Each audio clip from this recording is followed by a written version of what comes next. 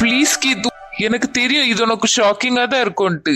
And எனக்கு இதுவும் தெரியும் உனக்கு கல்யாணத்துல எல்லாம் பெருசா இன்ட்ரெஸ்ட் இல்லன்ட்டு. பட் ஆனா நான் உனக்கு தரப்போற லைஃப் ஒரு ஹாப்பியான லைஃபா இருக்கும். நீ எக்ஸ்பெக்ட் பண்ற மாதிரி நான் இருப்பேன்.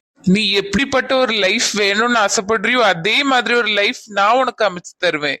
ப்ளீஸ் கீது, என்னை ஏத்துக்கோ. அழகா ஸ்மைல் பண்ணிட்டு இந்த பொக்கே வாங்கு. அதுவே நான் கிரீன் சிக்னலா எடுத்துக்கிறேன்.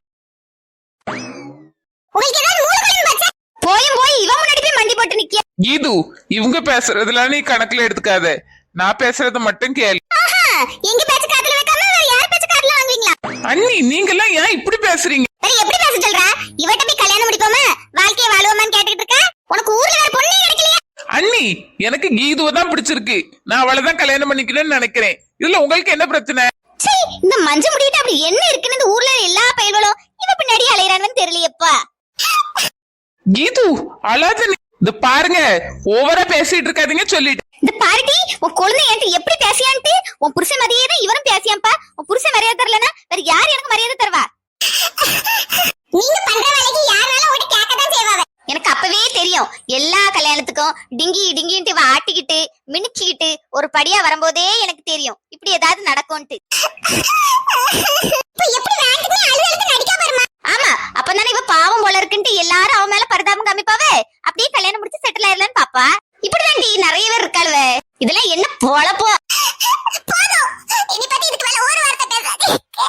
இது ப்ளீஸ் அழாத. இப்ப உங்களுக்கு நிம்மதியா? இப்படி நீங்க கல்யாணம் பண்ணுவானே கேட்கவும் எல்லாரும் என்ன திட்டணும். அதான உங்களுக்கு வேணும். இல்ல கீது, நிஜமாவே நான் உன்னை கல்யாணம் பண்ணிக்கணும்னு தான் ஆசைப்படுறேன். உனக்கும் என்னை கல்யாணம் பண்ணிக்கணும்னு ஆசை இருக்குன்னு எனக்கு தெரியும். நீ ஸ்மைல் பண்ண. இல்ல, சுத்தமா இல்ல. உங்க குடும்பத்துக்கு நான் எந்த காலத்துலயும் வர மாட்டேன். கீது, அதான் வேண்டாம்னு சொல்லிட்டேன்ல. பெரியருக்கு இங்க நின்னு அழுதால சீன் போட்டுட்டு இருக்கா. கிளம்பிங்க இருந்து. ஆமா, டக்குனு இடத்த காலி பண்ணு.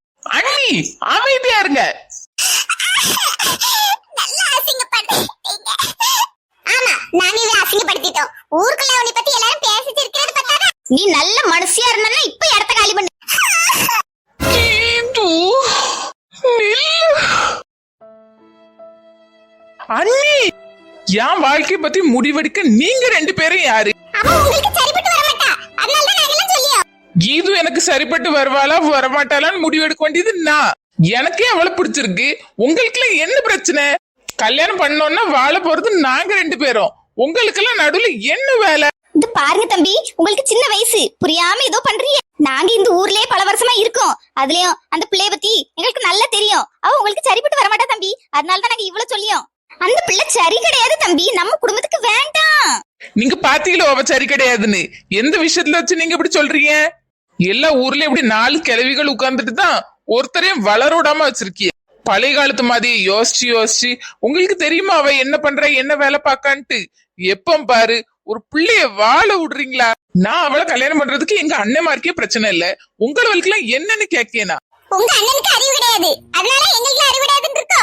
நில்லுங்க, அண்ணன் வரட்டு. உங்க எல்லார் பேரையும் சொல்லி கொடுக்க கல்யாண வீடாச்சின்னு பாக்கேன்.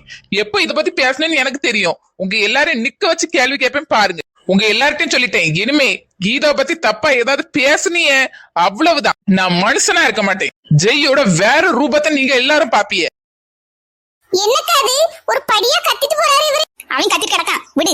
பைத்திய மாதிரி என்னத்தனாலும் பண்ணிட்டு இருக்கான். கல்யாணத்துக்கு வந்தோமா ஒரு 2 வருஷம் இருந்தோமா போனோமாட்டு இருக்கணும். இங்க வந்து அவனுக்கு பொண்ணு தேடியாம் பாரு. அதுல ஊர்ல கிடைக்காத பிள்ளைய பார்த்து பிடிக்கானு பாரு. சை, தலையில தான் அடிக்கணும். எக்கா எக்காரணத்தை கொண்டு கல்யாணத்தை நடக்க விட்டு கூடாதுக்கா. நானும் அந்த முடிவுல தான் இருக்கேன். வா வீட்டுக்கு போவோம். இல்லன்னா அந்த கிளவி வேற எங்கேயோ போயிட்டாலும் 2 பேரும் கிடந்து அலறிட்டு கிடக்கும். சரிக்கா, வாங்க போவோம். சொன்னாங்களே, உங்களுக்கு நம்ம வீடியோ பிடிச்சிருந்தா லைக், ஷேர், சப்ஸ்கிரைப் பண்ணிக்கோங்க.